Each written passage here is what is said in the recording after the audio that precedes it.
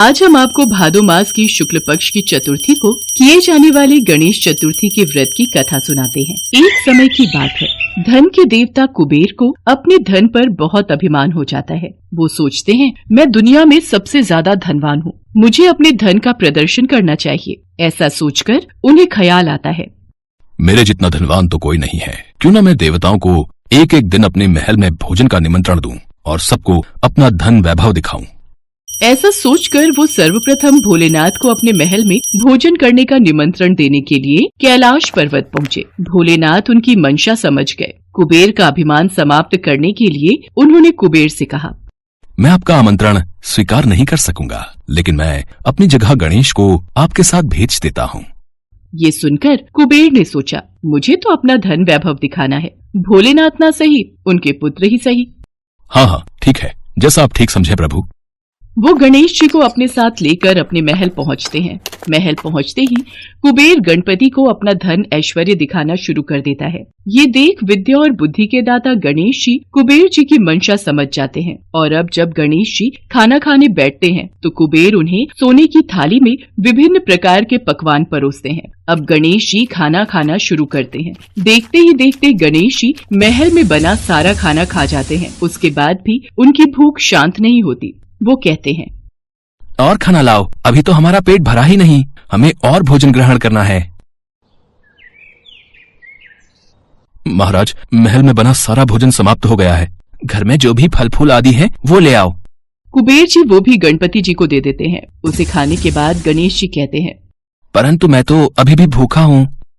अब कुबेर ये समझ जाते हैं कि मैं अपना वैभव और ऐश्वर्य प्रभु को दिखाना चाहता था, इसलिए गणेश जी मुझे सीख देना चाहते हैं। वो गणेश जी से हाथ जोड़कर माफी मांगते हैं और कहते हैं, प्रभु, मैं अब कभी भी अभिमानवश ऐसा कुछ नहीं करूंगा, हमें क्षमा कर दीजिए प्रभु।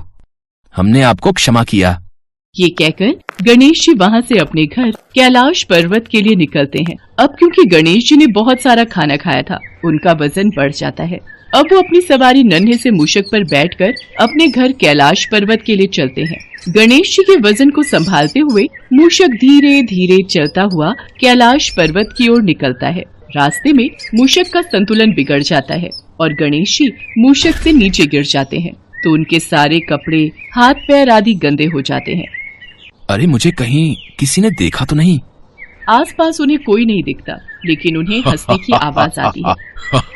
अरे, आसपास तो कोई नहीं है, फिर ये हंसने की आवाज किसकी आ रही है?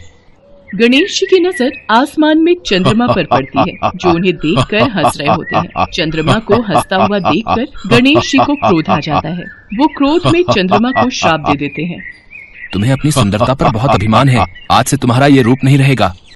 गणेश जी के श्राप देते ही चंद्रमा कांतिहीन हो जाते हैं। ये देख चंद्रमा को अपनी गलती का एहसास हो जाता है। वो गणेश जी से माफी मांगने लगते हैं, मुझे माफ कर दो प्रभु, मुझे क्षमा कर दो, मुझसे गलती हो गई।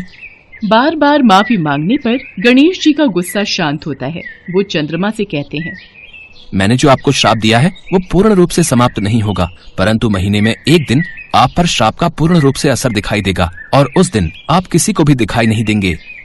तब से चंद्रमा अमावस्या के दिन किसी को भी दिखाई नहीं देता।